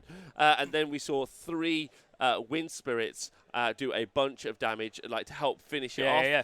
Then it's taken 2 more turns to take down another Gargant, but that was one with 40 wounds with the Amulet of Destiny. And the Amulet of Destiny. So you have to do 80 damage to that. Yeah, you have to. It's crazy amount of damage, and the way JP's used the Foxes has been really effective, because like you see here, he's just move blocking those Gargants, so they can't get through. And now we're in turn 4, and this is the only objective on the board. Yep. Yeah, and JP's, like, as you can see, is just holding this objective, just screening out, and then we're seeing the Sentinels. We're seeing the Sentinels shoot and only do 2 mortal wounds, which is about time. Yeah, they kind of deserve it, really. Because what are they up to now? They're up to 51 mortal wounds in 4 turns. Yeah. It's absolutely crazy the amount of output they've done. Yeah. And to be honest, you'd be super happy with that anyway, wouldn't you? Oh, you'd be super pleased. You're not in any way stressed about this. You're like, this is great. I'm in a really good spot. All I need to do is hold these guys off for 1 more turn. Yeah. I'm getting bonus points for killing monsters, but probably it looks like Nathan could maybe break through on turn 4 and grab the objective. So I don't think it's physically possible for him to get this objective in this turn. Yeah. So he's not going to be getting it in turn 4. So he's going to have to wait. So Nathan's going to have to wait till turn 5, which is actually a massive thing, because if JP wins the priority going into turn 5, JP's going to win. Yes. Just auto win. If Yeah. he scores 2, goes GG. Thank you very much. Yeah, of course. So that's what's happened on table 2. On table 3, the game's all over. Ideneth Deepkin got fed a Daughters of Cain army, and they ate really it did. all up. On table 4, though, maybe our slower game here, John and Ricky in a bit of a staring contest on the Vice. If you can see, the Marauders now, which is a great shout, have gone into The Basilidon. because we did see John throw down his... oh wow, he's also made the charge up there. Throw down his salamanders to try and kill the iron golems. Didn't get the iron golems, which means the Varangard, as you can see, they've moved up. They've attacked in. They're going to get to a pine attack twice into salamanders. And he also knows who's getting the next turn. He's got the double here. Yeah, he's definitely got the double. And this is why I think And then look, Archaeon is into the other salamanders. This is 500 points, basically, in those 2 units of 2 salamanders that are probably going to go down. But this is what I was saying, like, that with this is a cute play. So, like, when we were discussing bringing these salamanders here and here, I just think, why would you not just bring all 8 here and just do as much damage as possible? Yeah. Because of this now, it means that Ricky can go, all right, I'll have this unit. Okay, I'll have this unit. With actually no repercussions. Yep. Whereas if there was 8 just sat there, he'd have to go into all 8 and probably lose more than he gained. Yeah, so we saw Luke at Blood Tithe do something similar. He had 8, he dropped them all down, and so when you went... He just smooth-brained it. Like, you drop all 8 down, you shoot as much as you want, and you win the game, right? By playing cute and sort of doing, I'll put 2 here, I'll put 2 here. I think this was a mistake, because it's just meant that Varangard can go here, Archaeon's gone here, cool, I know I'm getting a double turn, I'm going to smash you off now. Maybe. Because by putting Archaeon here now, look how close that slan is. Yeah, the slan's very close, very close. I mean, we do have more salamanders to come down as well. So not if the slan dies. Yeah, but I don't think the slan is going to die. I mean, you're thinking that he kills all of these and Slayer then gets Kings. a double and then goes into the slan. Yeah, Slayer Kings. Okay. I mean, his attack You profile can't will bounce do off it. Slayer Kings, can you? That's true. So So after the shooting phase on table 2, even though we didn't see any good output come from the Sentinels, we did see, I think we saw 5d3 mortal wounds coming in from the Foxes, and the Gargant. The Gargant is down to 5 wounds remaining. that's Unleashed Hell territory. That is Unleashed Hell territory. So basically, if they try to charge any of these units, then this unit of Sentinels is going to Unleash Hell. That -1 to hit from Unleash Hell doesn't really affect them, because obviously they're just doing those mortals on 5s and 6s. Yeah. So Severith has just bounced over that Gargant with his shooting phase move. got the 2+, rolled for 3 mortal wounds, and he's gotten him down to 2 wounds left. So that really is unleashed hell territory, or just a bounce over in his turn territory. Yep. Oh, no, he's going to charge. He's done a mortal wound. 1 wound left. Can Severith do the output? Let's quickly look at his output. Enathari, the Howling Death, his missile weapon. Oh, but he's it doesn't done it. even matter, because the other Fox has charged in, rolled the 2+, done the mortal wound, killed the Gargant. Hilarious. And now you're seeing him pile in to move block that last giant again. That's Gargant. Nathan has just had to suffer arrow after arrow after arrow. What's very interesting is JP hasn't, as of yet, lost a model. Yeah, this is crazy. He has just picked apart this army. I am really surprised by this match, actually. Like, going into it, I was thinking, okay, the Taker tribe's favoured, right? But actually, the Lumineth are really good in this mission, in this matchup. And you know, this is this match, and it's also happened in Team Scotland's match. Yes. With JP playing the Gargants. Yeah. They had the same matchup and lost that. Yeah. Yeah, those the Foxes, which is why you normally see. What's interesting is the Foxes play well into the Gargants, but the techless version of the list plays well into the Foxes. Yeah. Like, fascinating kind of like counterplay. I agree, like, especially at these top levels, seeing lists that seem the same and seeing armies that seem the same can feel a little polarizing ultimately. But what's interesting is that there is a very fine rock, paper, scissors mechanic, even if it's just in the list build phase. Yeah, definitely. Like, between those two different armies. So, and that's what you get at this top tier competitive, like, international team format. You're going to get this sort of play style. Yeah, definitely. And actually, like, the way teams are like the composition of teams is really interesting because they're all sort of playing that rock, paper, scissors game. Yeah. And this puts also another win under England's belt. More than likely, it's looking like this will be a win for JP and Team England. That's 2 wins for them. On table 1, though, Ken is mixing it up. He is, Ken is like, you're not getting all these points because this Gargant at the bottom, don't forget, has got 3 wounds left. This Gargant at the top is also fighting Archaeon. We've still got this Varangard unit to attack, the Demon Prince to go in. I reckon we could lose a second Gargant here, and this Gargant at the bottom could also die. So this is Gargant's turn 2. Yep. Is what we're now in. Oh, sorry, Gargant's turn 3. Gargant's turn 3, and they're looking for Conquer. So don't forget, the next turn, this is going to be the only objective. For right now, that's not the case. So again, I love what Ken's done because he's just kept his safe. He's like, look, we're arguing over this already. Yeah. The problem is going to be this Gargant who isn't very wounded. He's not wounded, and actually Ken's used a lot of his output up because those strike twice abilities are once per game. Yes, but he does have what, like you've said, 1 in the tank. Yeah. And I think with the damage that he's done against Archaeon, he's got that there. But the problem for Ken is if Steve gets the double. And also, like, you've got to remember that actually, like, this is when Steve is going to shine because he's going to just start charging. I think he can kill these 2 Varangard, throw some stones at it, kill them. I think you just ignore Archaeon, right? Like you're seeing, he's just retreat from Archaeon, take the objective, and then you throw this Gargant here into these later on, and I think you just pray for the double. Yeah. Like, I mean, actually, if Steve gets a double here, I mean, think it's game. What's really interesting is actually, as much as I think Ken's playing his heart out, like, it's just the Damocles sword. Steve's like, I'll win. I just have to get on the objective. Like, the thing is, Steve needs 1 Gargant to outscore Ken's entire army. Yeah, absolutely. And the thing about it is it's just like a ticking time bomb that he like look at everything Ken's done. Yeah, Steve just has to move. This, no disrespect to Steve's play, but his army, all he has to do is just move on to the objective. All disrespect to Steve play, all he's got to do is move.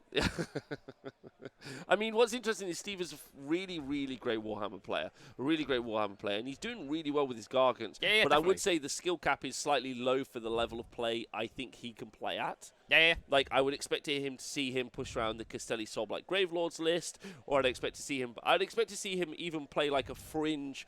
No, I wouldn't expect him to see Freshie, of course, because they're in too much of a difficult position right now. But, like, I would expect to see him play something like... But when you do have someone at Steve's level playing something that's such a low skill cap, like, it really reinforces how powerful this army is. Like his decision-making there was not very complicated, but it was absolutely correct. Crucial. Yeah. And he's not making any mistakes. And really, I don't think Ken's making any mistakes, but Ken just could lose this on a prio roll. Yeah.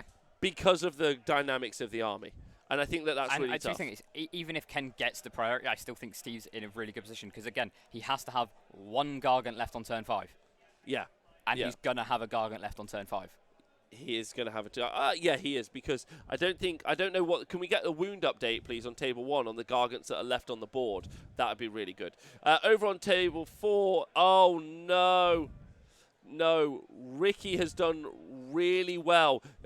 He's taken out these salamanders at the bottom here, and he's also taken out the salamanders up here. John has really put himself in a tough position here because now he hasn't taken out the Basilidon, but he has surrounded it with marauders, so that's fine. This does leave the priority roll if it does happen to go to Ricky. Archaeon into the frog. It's not a priority. Ricky knows. Oh, he does. Ricky knows who's got the priority, and I would put money on the fact that Ricky's got the turn by how aggro he's played. I don't, to be honest, does it matter? Like, he's taken out 500 points of threat. The reason it matters is because all the rest of the salamanders are here, in the Slan's mind. Yeah, it's true. You kill the Slan this turn, all the salamanders are also dead. And it's just game over. And that is game. Well, talking about game over, like, table 1, Ken won the prio. Okay. Ken won the prio, so this objective right now, we need to find out how many wounds are on the Gargant in the center. That I think it's not many. I think it's like 3 or 4. It's really important. We can see right here these Varangard are going to be able to apply an attack. Archaeon also can like guarantee it here. Yeah. These 2 Varangard and this Demon Prince can take out this. And if he wanted to, he's probably going to charge Archaeon in again, move blocking as much as he can, this Gargant to hold him off. So this turn, Ken, who's gone for broken ranks, should kill this Gargant, which will net him a victory point as well, in addition. And then Archaeon should do some pretty solid damage in here. Yeah, definitely. So it's not bad. Not bad. No, I think he's in an okay position. But again, Steve just needs one Gargant left. He does. I mean, table boss, can we please find how many wounds are left on these Gargants? That'd be great. And then, because that's going to be pretty key. Because if this back one is very unwounded, I don't think it's wounded at all. It's taken some wounds. He's got a wound marker on him. Okay. Yeah. But I think he's in a good enough position because he might just throw these Varangard in here, and then the Demon Prince in somewhere else. But this is what I mean, though. Like, a Gargant left on 1 wound in turn 5 is going to win the game. Huh? A Gargant left on 1 wound is going to win the game. Yeah. You're right. Well, it doesn't matter because the smooth brain of that list, lovely and easy, right? And all the players that play it. It's fine. What's JP done? He's moved forward and backwards a few times and shot a lot. Come on. Yeah, I'm not saying this isn't a smooth brain list either. But JP, as you can see, move blocking Nathan's last Gargant. He's also brought the Wardens round, which is nice foresight, actually, to have done that over the past few turns. Yeah, definitely. He's moved them round to also screen off here. That would be cool. All right, so we're just going to take a moment now to go to an interview with one of my favourite Warhammer players. The world's favourite Warhammer player, the future captain of Team England, Mr. Darren Watson, to talk about what Team Warhammer is like. Over to Darren and Mark now. So, Darren, Team England, how has it been the most handsome man in Warhammer? The most overrated man in Warhammer, I think you'll find. Yeah, it's good. Yeah, good genes. Solid. So, obviously, you've had your first 3 rounds. How did it go? Very, very well. I played a wonderful game against Liara in the first round, and she was she was really, really good. I'm so sorry. But that was a joy to play. I then got who did I play? Then I played Mike. I can't pronounce any names. Mike from Scotland, his Iron Jaws. That went very well. And I've just played Dave from Ireland, and that was Nurgle into Seraphon, and I've got all the mortal wounds in the world. I think I've got an 18, a 20, and a 20. So it's fair to say you're sitting pretty. You're doing all right. Now, we've had the guys on the stream today. We've got currently your guys facing off the Republic of Ireland right now. Things are looking all right from what we understand. I think they were definitely causing us some sweats. I think we've managed to pull it back, but we need to be hitting the big numbers, right? Because we've got Wales and Northern Ireland tomorrow. That is not, and that's on a Sunday, right? So I'm probably going to be hungover. If you're not, I'll be disappointed. Run some sabotage on Alex Bruce, I think, this evening. I think that's our play, because we've got Wales tomorrow morning. And then we've got to finish against Northern Ireland, which we had to do last time we were here as well. So, and we were behind in that round. So like I want to get rid of all the pressure. So we need to do well now. Yeah, I mean, let's be honest. The Republic of Ireland guys are definitely making your guys work for this victory. There's no. At the moment, not that I'm saying we're going to end on Northern Ireland, so we need to make sure that we don't want to be behind them. So I think a lot of people at the moment are eyeing up particularly the game between yourselves and the Welsh. Yes. So how are you feeling about that one in particular? Wait, so International Warhammer in recent years, I think it was, this is going to sound a bit knobby, and it's not meant to, but perhaps England they did really well for a very long time, and there was very little. That's why we're not very popular, right? You're the guys to beat. Let's be honest. Yeah. Well, yeah. Well, you're certainly known as that. But I think that skill gap is like every year it feels like it's closing, and like these, and it could have, they could have surpassed us. We will find out tomorrow, right? But it wouldn't surprise me, not at all, because these guys do some reps. They're putting in the work. They're keen. I love it. They're drilled. They're a well-oiled machine, and they are coming for you. They're gunning for you. It's not just teams like Wales. It's America, Poland, Russia. Team Warhammer is international. Team Warhammer is. Yeah. AOS Worlds. Are you excited about that? Oh yeah. I went into this event feeling that I hadn't proved myself, so I wasn't sure if I deserved a spot on the team, and I wanted to make sure that I performed here, because I don't think you should just. We automatically got our place, and I in my heart, I don't believe that's true. It should be current. It should be the people that are performing, putting in the reps and the time. So I was using this event to see if I've still got it. I've done okay today, but we need to make sure. I've got to perform tomorrow, and if I do well tomorrow, then I'll go. If I don't play well tomorrow, when the stakes are at their highest, then I'll be having a word with myself whether or not I deserve to be there. I'll be having a word with you too, to be honest. Also, a world exclusive. I can announce that at the Worlds we are aiming for a team Cornwall, led by myself. Adam Mumford's already in. We have a flag. It counts. How do you feel about that? We'll bring pasties. Well, if I don't make it into the England team, or I don't feel I deserve to be there, I'll happily merc for Cornwall. We are totally superficial, and given your handsomeness, you're in. So, yeah, thanks, guys. Cheers, Darren. Any shout-outs? Shout out to everyone that's helped me with my Nomad Feastmasters tome, because I'm trying to get it out by Christmas. If you don't know about it, I'm writing an Age of Sigmar battle tome from scratch, and loads of people in the community have helped me, and they're all absolute loves, especially Owen Jackson. Absolutely. The Nomad Feastmasters, obviously more colloquially known as halflings, right? That's correct, yeah. They're based on halflings. Absolutely, man. I've seen some of the stuff. Cannot wait. Thanks, guys. Cheers, Darren. Welcome back to round 3 of the T-Sports Network coverage of the Age of Sigmar Six Nations 2021. We are currently watching Northern Ireland versus England and Republic of Ireland versus England, and they are up against it, or this particular match, England is up against it, because, oh boy, Ken is smashing this. This Gargant we thought was unwounded has got 3 wounds left. What? However, the Gargant in the middle is the Amulet of Destiny Gargant. Okay. Steve is very uncomfortable with this. He's only taken 7 wounds. I'll get that just double checked in a moment. And as you can see, this other Demon Prince and the Varangard blocking here into this Gargant at the bottom, who's only got 3 wounds. So I wouldn't be surprised if we see this Gargant die and this Gargant die. I don't think we're going to see these Varangard go in, or we haven't seen them try to even charge yet. We might see them charge. Well, this is Steve's turn now, because we've just seen that Gargant move, or was that a redeploy? I think that's a redeploy. I really do. Like this is all on the line. We're still seeing the charges. This is absolutely Ken's turn. Okay. Ken won the priority. There you go. That charge in, which means those lances damage 3 again. Yep. 6 circle, damage 2, 6 circle, damage 3 when they charge in.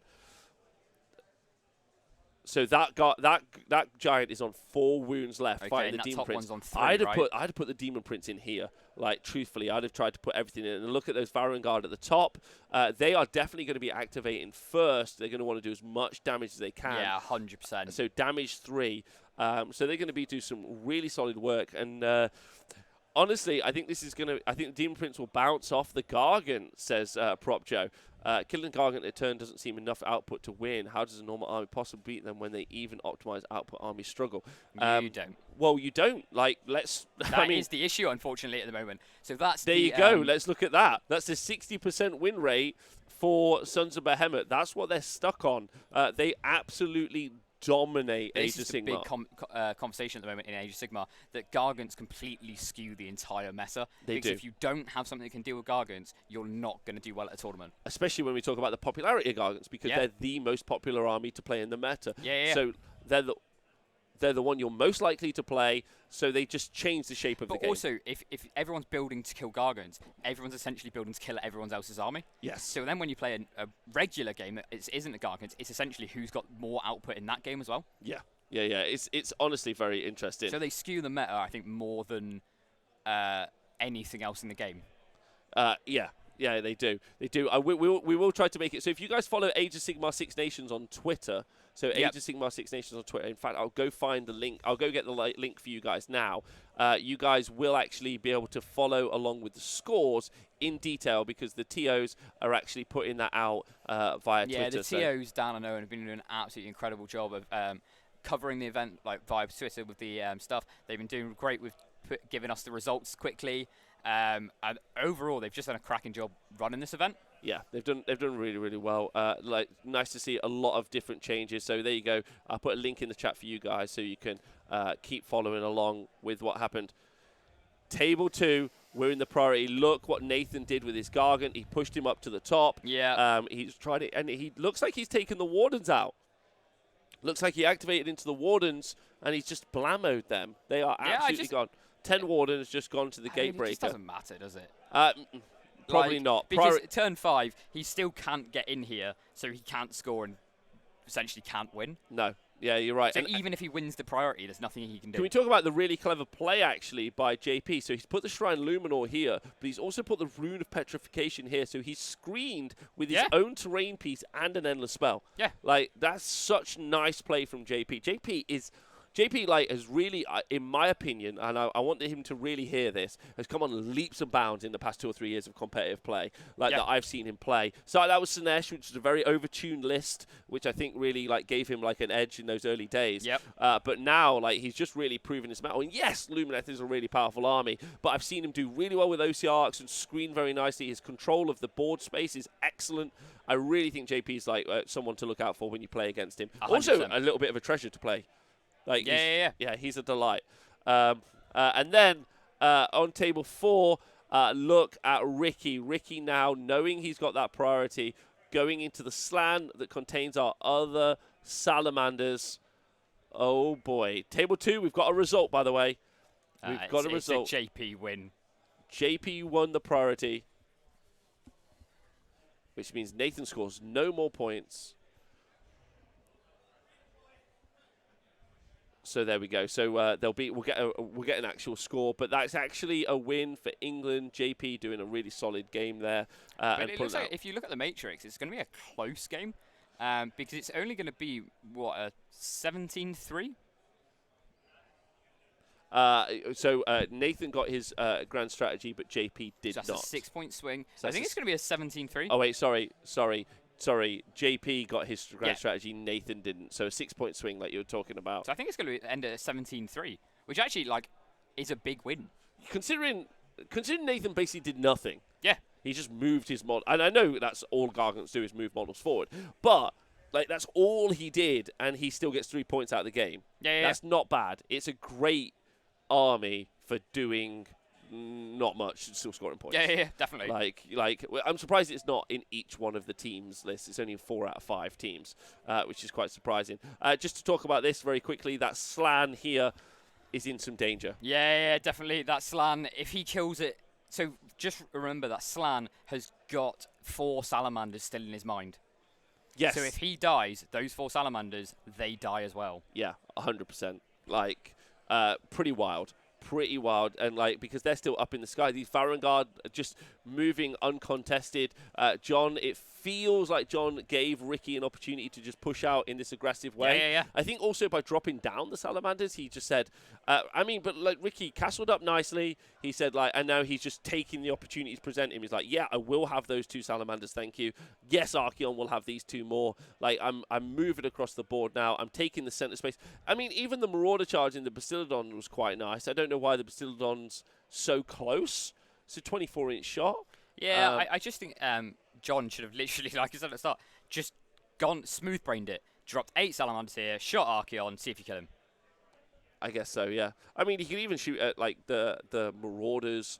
But you're right. He But could just go at Archaeon. Yeah. You've got the output. Yeah, you do. It's a lot of shots. Like, and then if he goes to charge him, there's 8 salamanders there. That's true. That's very true. So it's looking a bit disappointing for the Republic of Ireland right now. Yeah, I think so. John, but I'm really hoping John pulls this game around. Table 1. Wow. So the Gargant in the middle has charged. So this unit of Varangard is charged in. And if you see, the Gargant in the center is attacked, but he's done 1 damage to those Varangard. Wow. Only 1. And the unit of Varangard in the bottom, 3 damage to those Varangard. I mean, 1 or 3 doesn't make a difference. If you don't kill one, if you don't kill one, it doesn't matter, yeah. But at the bottom left-hand corner, these Varangard who charged in did take out the Gargant that was here. So now Archaeon hasn't yet activated, and he's fighting a Gargant that's only got... And he's fighting a Gargant that's only got 4 wounds left. Yep. So now it's all about this play. And look at the score, though. This is... And Archaeon's gone for all-out attack. Look at this. It's pretty crazy. The thing is, all this game comes down to is this here. Yeah. Because if this Gargant survives on 1 wound, Steve's going to win. Yeah, 100%. Yes, because look at the score already. It's 14-14. Like, there's no... Like, this... I almost think Ferocious Advance shouldn't be in the game. Yeah. Like, I think Ferocious Advance is too easy a first turn. Like, it just gives automatic points. Agreed. Feels too strong. And so, like, you don't generally tend up... it kind of favors how well... But it's the same as Monstrous Takeover. It's the same as... same as Monstrous Takeover and even Conquer, to be honest. Well, I think Conquer's fine. I think what this does is it keys in so nicely with how Gargants play, where they scale so nicely into turn 3 if you don't pass the damage check. Which, I mean, Ken's doing a solid job of the damage check. Oh, yeah, 100%. Like, he might turn this game around, and if he does win by a point, it still turns it from a 15-5, which is nice. Like, but he needs... Oh, wait, so Archaeon has swung, it looks like...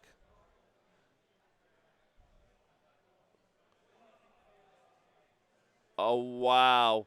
So Ken has just rolled 12 damage from the Monstrous Claws. It's 2d6 damage he's just done. He's got through both, and he's just rolled. The 2d6 has turned 12 damage. 12 damage. So this Gargant is gone. He only had 3 wounds left. Yeah.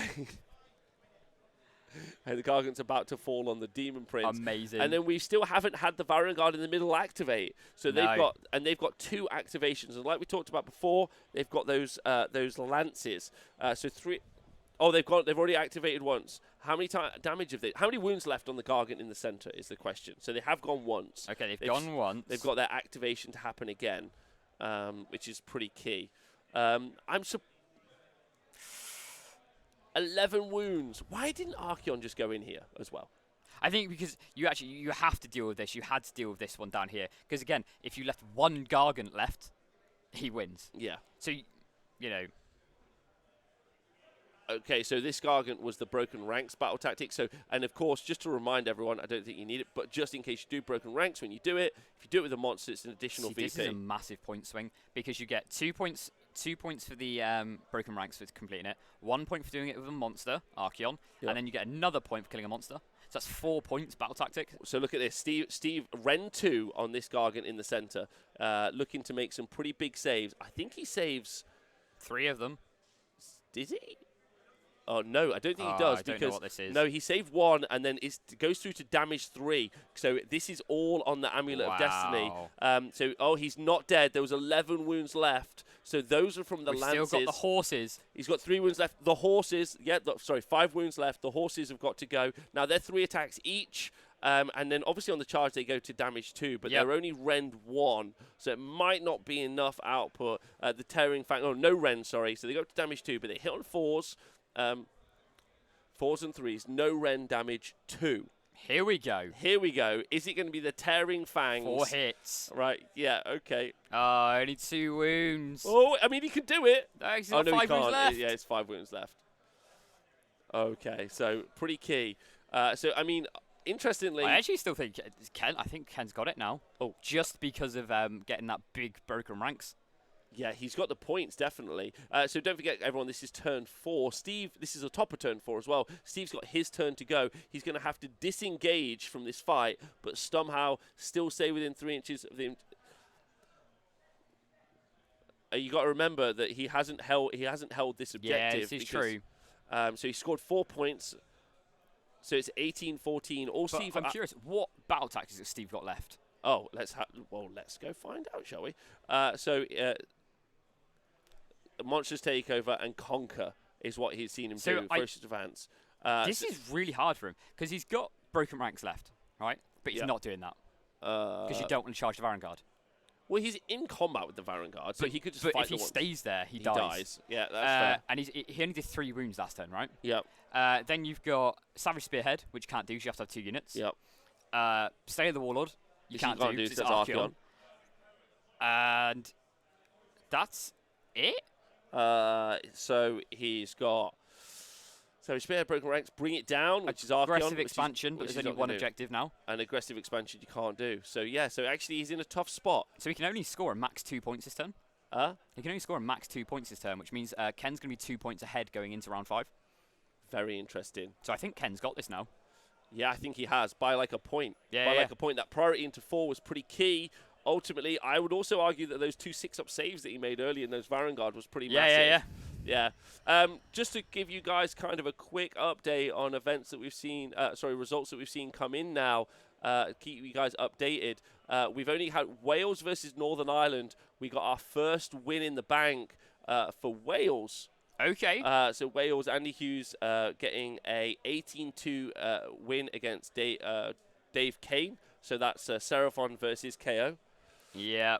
England in this game against Ireland, as we know, we've already got 2 wins in the bank. Darren Bradshaw, who we saw on the stream, and Darren Watson, who we didn't see on the stream, but both of those being 20-0 wins, mean in England more than likely cap already this definitely. round.